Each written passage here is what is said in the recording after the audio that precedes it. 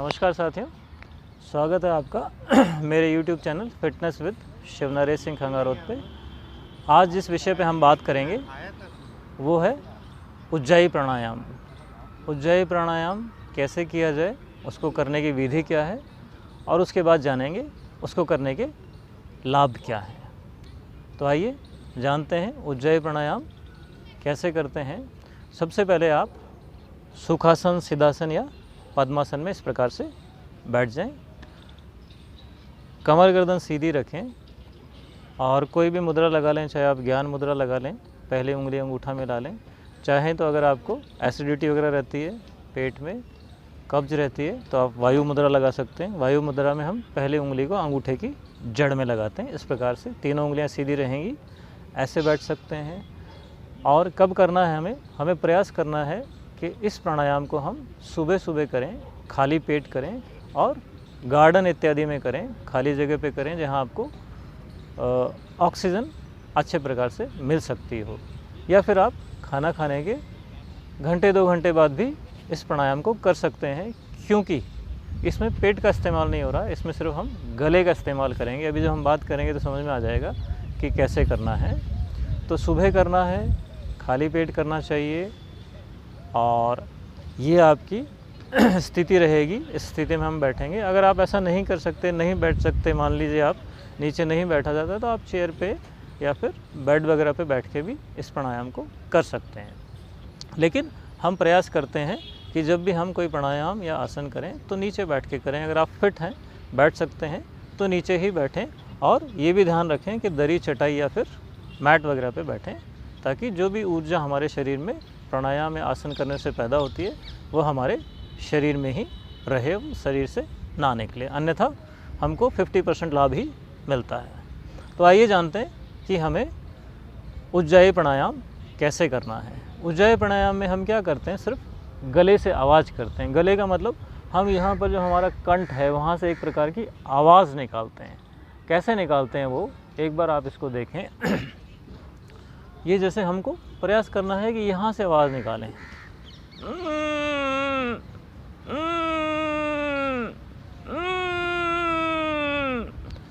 शुरू में हम इसको धीरे धीरे निकालेंगे। जब आप नए हैं तो एकदम से नहीं होगा, पहली बात तो पता ही नहीं चलेगा कि आवाज़ कहाँ से निकालनी है। लेकिन जब आप प्रयास करेंगे तो आवाज़ अपने आप यहाँ से आने लग जाएगी। जैसे कबूतर आवाज़ निकालता है उस प्रकार की आवाज़ ये होती है। और जब आप थोड़ा सा अभ्यस्त हो जाएंगे तो फिर आपको इसको बढ़ाना है, थोड़ा सा हम उसको लंबा खींचेंगे। और जब हम इसको ऐसा करेंगे तो साथ साथ हमारी श्वास भी अंदर की ओर जाएगी। श्वास पे हमें ध्यान नहीं देना, हमें सिर्फ आवाज़ पे ध्यान देना है कि हमें कंठ से आवाज़ को निकालना है और लंबा निकालना है। पहले ये फर्स्ट स्टेप है कि हम आवाज़ निकाल रहे हैं।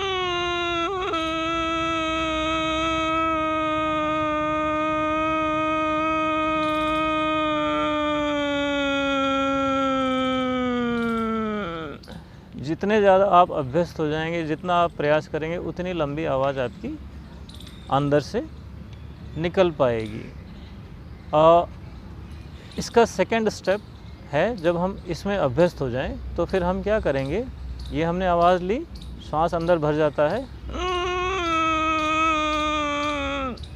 और फिर जब ये अंदर भर जाता है श्वास, तो हम राइट नोस्ट्रल को, दाईं नाक को बंद करेंगे और ठोड़ी को यहाँ कंठ में लगा देंगे। ऐसे नहीं करना है, सिर्फ ठोड़ी को कंठ में लगा देना है। नाक बंद करनी है राइट वाली, जितनी देर रोक सकते हैं रोकें। और फिर उसको हम बाईं से खाली कर देंगे। ये पूरा तरीका है उज्जाई प्राणायाम करने का। श्वास को भरा, आवाज़ की, रोका, दाईं नासिका को बंद किया और ठोड़ी को कंठ में लगाया और बाईं से खाली कर दिया। बाईं से इसलिए खाली करते हैं क्योंकि हम जो सांस अंदर भरते हैं या जो हम आवाज़ करते हैं, उस घर्षण से वो गर्म हो जाती है। और गर्म सांस को हम हमेशा बाईं नाक से, यानी जो ठंडा स्वर हमारा होता है, चंद्र नाड़ी जिसे हम कहते हैं, वहाँ से हम निकालते हैं। ये प्राणायाम के नियम हैं। तो इसमें बहुत ज़्यादा आपको डेप्थ में जाने की ज़रूरत नहीं, सिर्फ आपको इतना ध्यान रखना है कि हमें आवाज़ करनी है, नाक को बंद करना है, ठोड़ी को यहाँ लगाना है और श्वास को खाली कर देना है। लेकिन जब तक आप नए हैं, पूरा स्टेप्स नहीं फॉलो कर पाते हैं, तो आप इतना भी करेंगे, सिर्फ इस प्रकार से करें,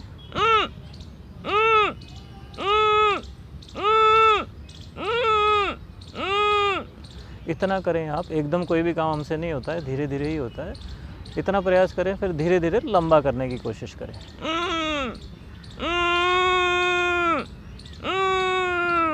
और फिर थोड़ी और आदत हो जाएगी तो और लंबा हो जाएगा। जिस प्रकार से हम एक बार और देखते हैं।